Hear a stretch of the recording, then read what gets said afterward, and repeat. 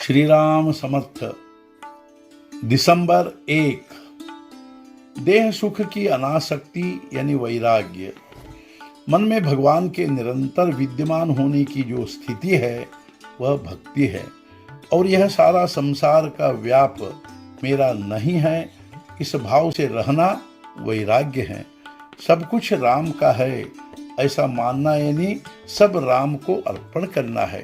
परमार्थ में किस बात की बाधा आती है?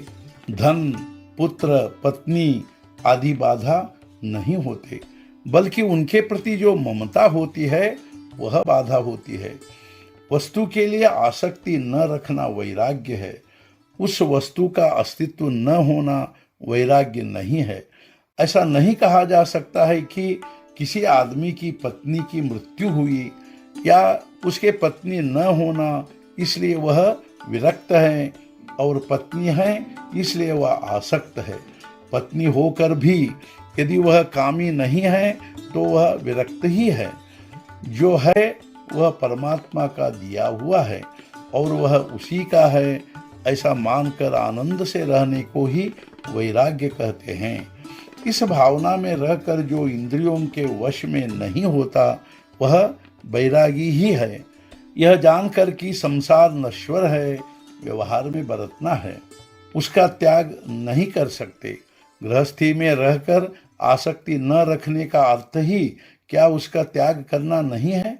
फल की आशा न रखते हुए सत्कार्य करना भक्ति का लक्षण है, और कर्तव्य में बाधा आने वाली प्रत्येक बात को अलग करना वैराग्य का लक्षण है। आसक्ति न रखते हुए कर्तव्य करने को तपस्या कहते हैं। देह सुख की अनासक्ति या यह चाहिए वह नहीं चाहिए भावना का त्याग करना यानी वैराग्य।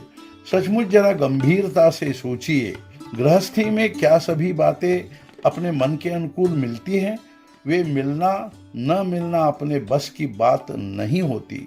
तो फिर मुझे फलानी बात चाहिए या नहीं चाहिए ऐसा क्यों कहा जाए?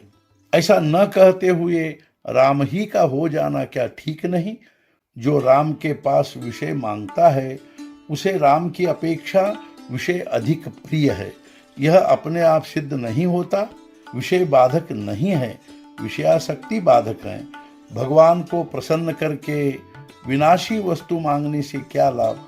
प्रहलाद ने नाम के प्रति जैसी निष्ठा रखी वैसी हम रखे। उसने नाम श्रद्धा से लिया और निर्विषय होने के लिए लिया। हम भी विषय के लिए न ले। संसार के सभी लोग सुख के लिए प्रयत्न करते हैं। शास्त्रों का बहुत संशोधन हुआ, काफी सुधार हुआ, उससे देह सुख बढ़ गया, लेकिन मनुष्य सुखी नहीं हुआ। बीमार आदमी का बुखार जब तक जाता नहीं तब तक उसका रोग मिट गया ऐसा नहीं होता। उसी प्रकार जब तक मनुष्य सुखी नहीं होता तब तक सच्चा सुधार हुआ ऐसा नहीं कहा जा सकता। आजकल संसार को सुधारने और उस पर उपकार करने का समय या स्थिति नहीं है। हरेक को स्वयं को संभालने का प्रयत्न करना चाहिए। इसके लिए भगवान के अनुसंधान में खंड नहीं होना चाहिए। फिर कोई धोखा नहीं है। सब ऐसा निश्चय करे कि भगवान के अलावा अन्य कोई बातें हम सुनेंगे ही नहीं। जो मिलेगा उसमें समाधान मानना सीखो। मैं भगवान का हूँ ऐसा कहने पर पूरा संसार हमें भगवत स्वरूप दिखाई देने लगेगा, इसमें मुझे संदेह नहीं। यह कोई कल्पना मात्र नहीं है। हम अनुभव लेने का प्रयत्न नहीं करते। इसके लिए हम अखंड नाम स्मरण में रहे।